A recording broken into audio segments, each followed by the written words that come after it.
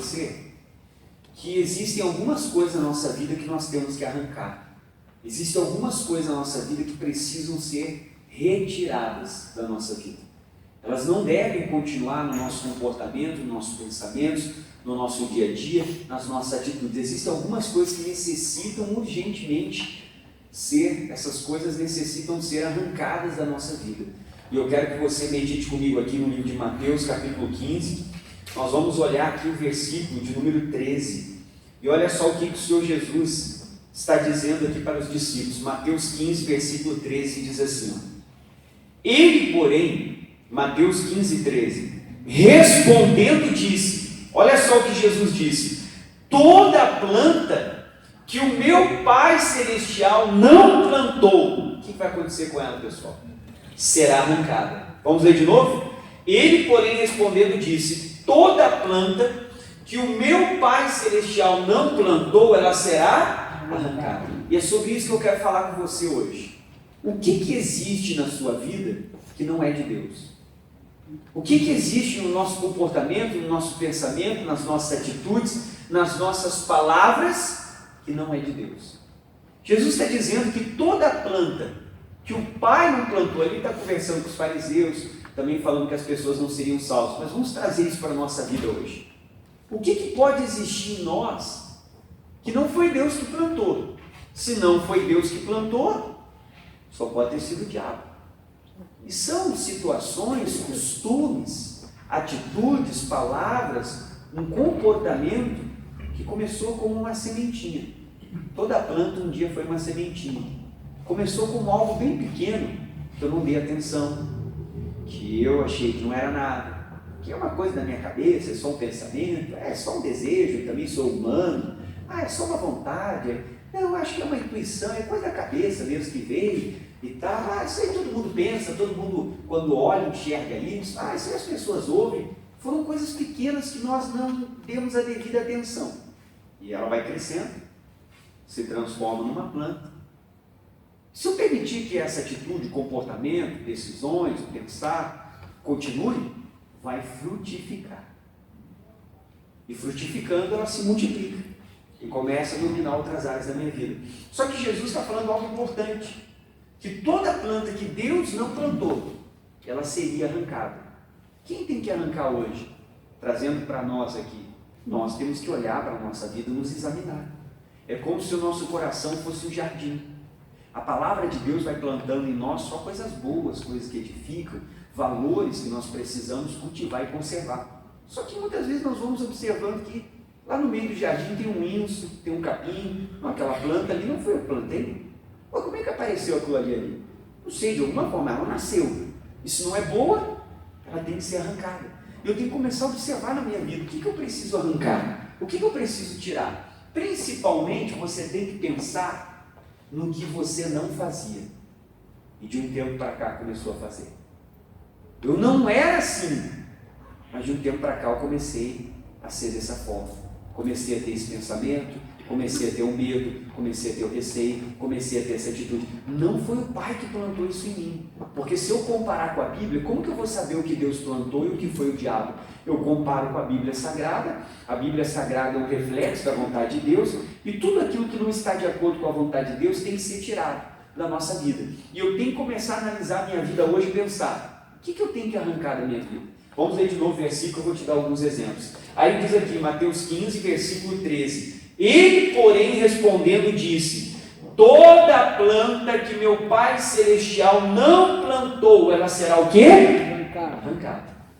Então eu tenho que começar a analisar a minha vida, o meu jardim, o meu coração, as minhas atitudes, o meu dia a dia, e perceber o que tem que ser arrancado, o que tem que ser tirado da minha vida. Aí eu anotei algumas coisas aqui, que não foi Deus que plantou, irmão, a ira, não foi Deus que plantou no nosso coração a ira. E o seu caso, talvez, você era aquela pessoa tranquila, calma, mas de um tempo para cá você anda irritado. Tudo irrita você. Qualquer coisa te incomoda, te tira do sério, te chateia, ou entristece. Não foi Deus que plantou essa irritação em mim, essa ira. Opa, é algo que eu vou ter que arrancar. A mágoa não foi Deus que plantou. E tem muitas pessoas que estão deixando essa planta, que não é do Pai Celestial, que não é do céu. A planta da mágoa permaneceu. Tem pessoas que estão regando a mágoa, cultivando isso que foi plantado, que é a mágoa.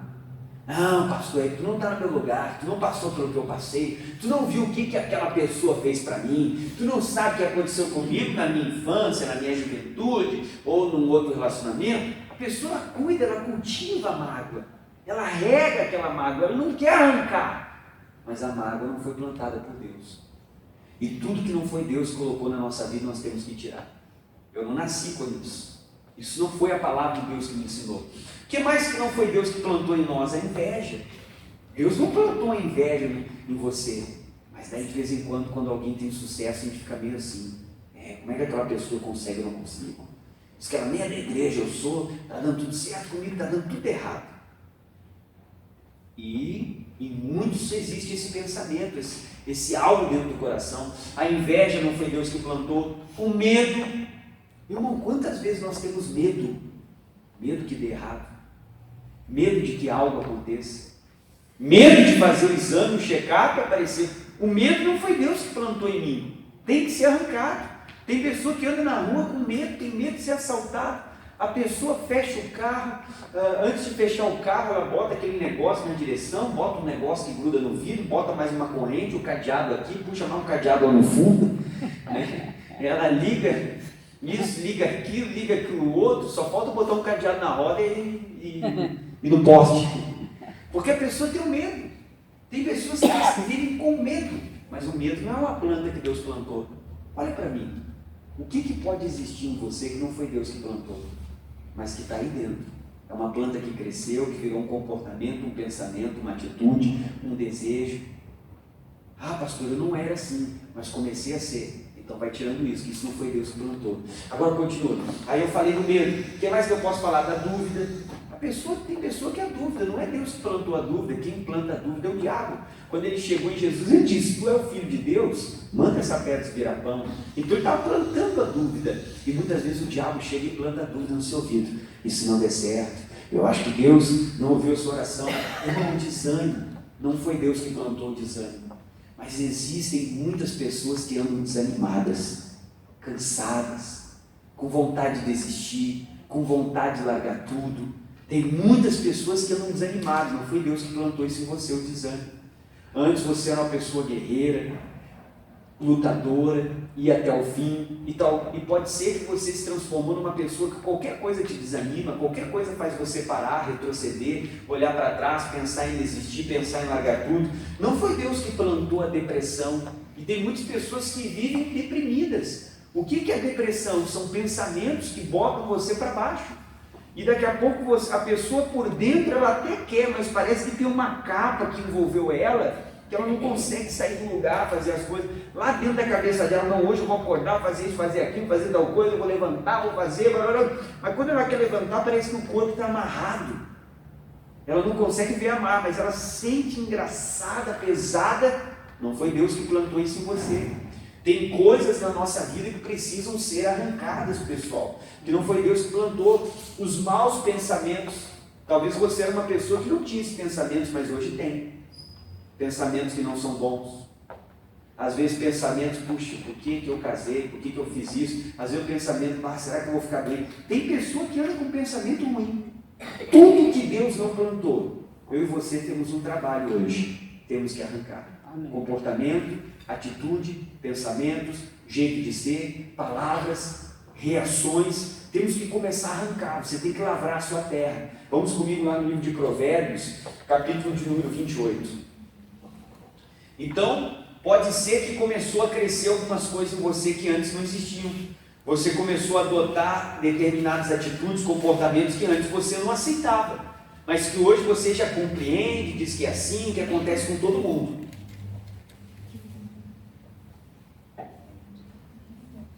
Temos que vasculhar o nosso coração. Principalmente cuidado com aquilo que você não fazia, porém passou a fazer ao longo da caminhada, ao longo do tempo.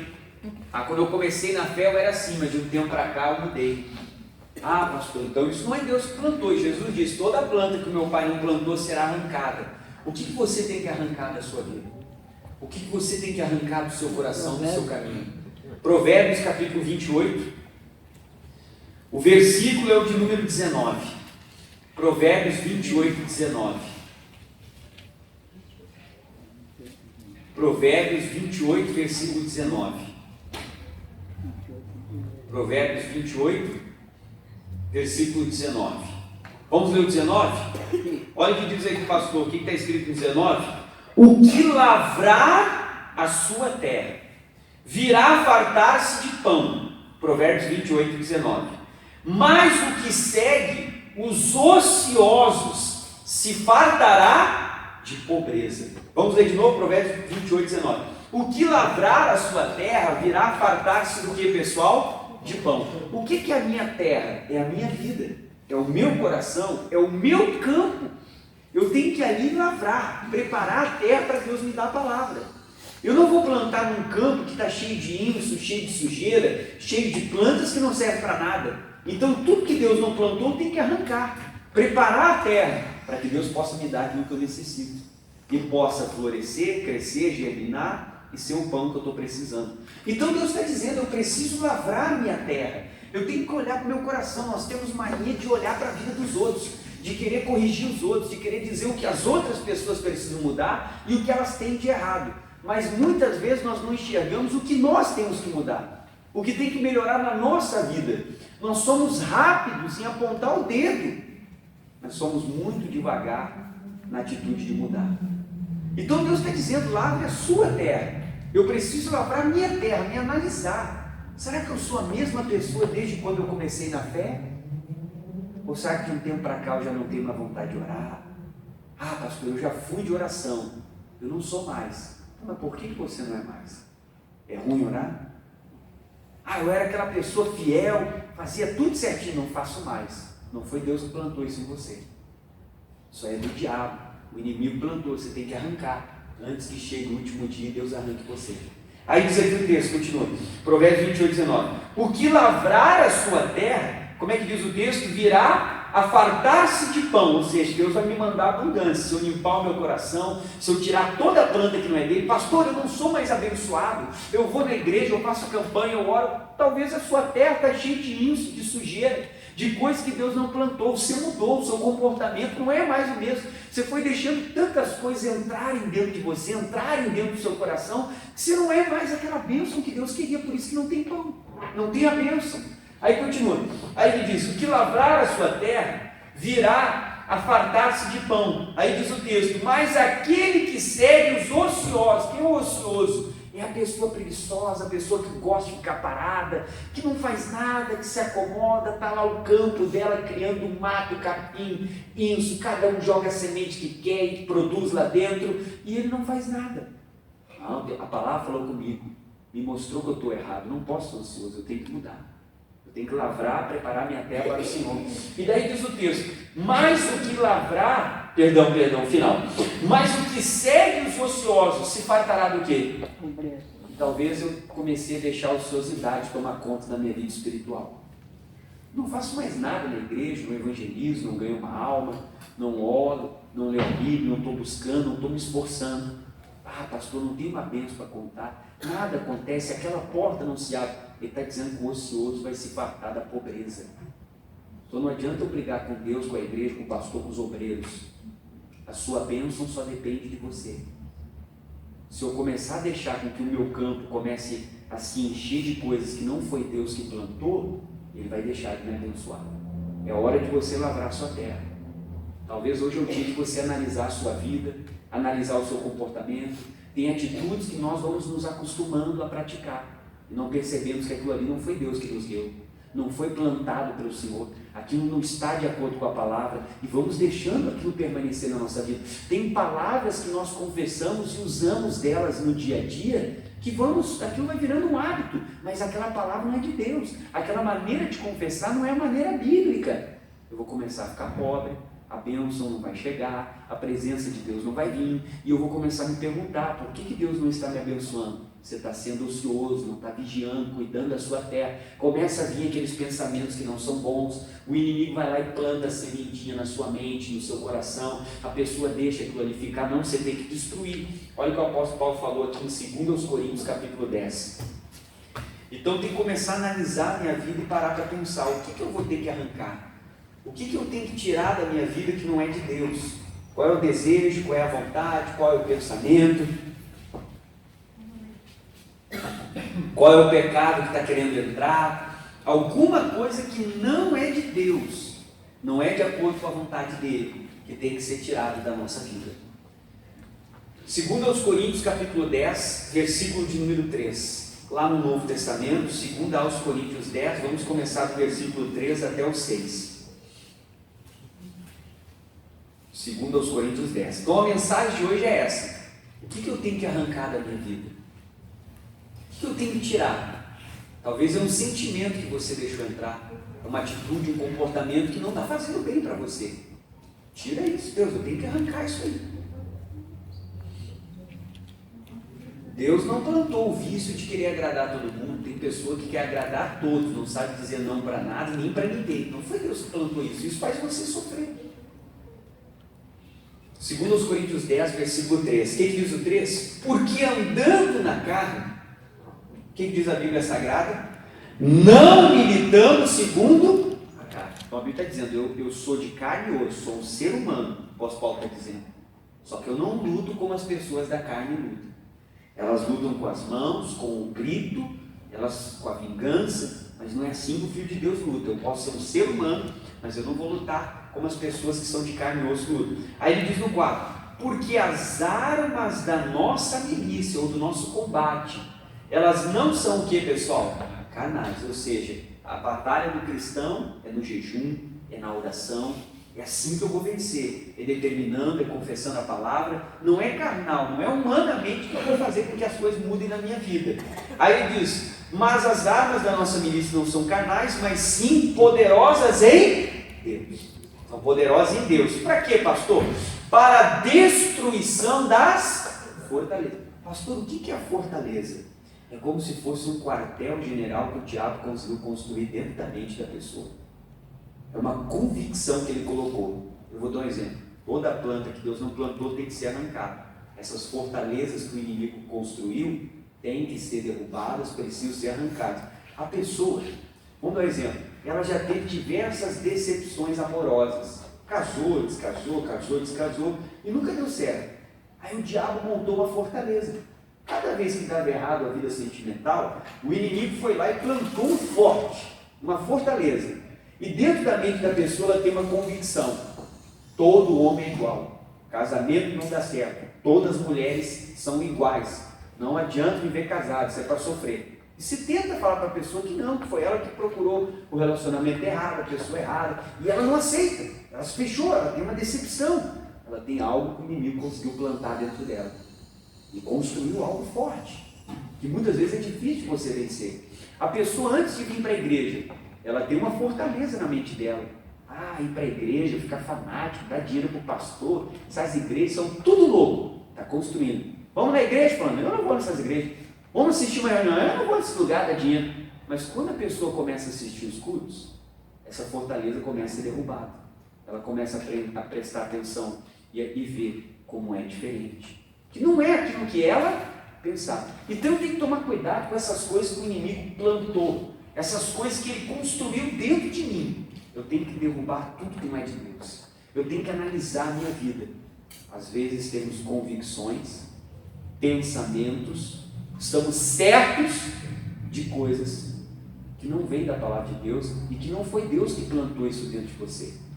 E só que eu estou convicto daquilo. É difícil alguém me convencer o contrário, que eu não devo ter aquela prática, que eu não devo ter aquele hábito. Está difícil alguém me convencer o contrário, que aquilo ali é pecado. Porque para mim não é.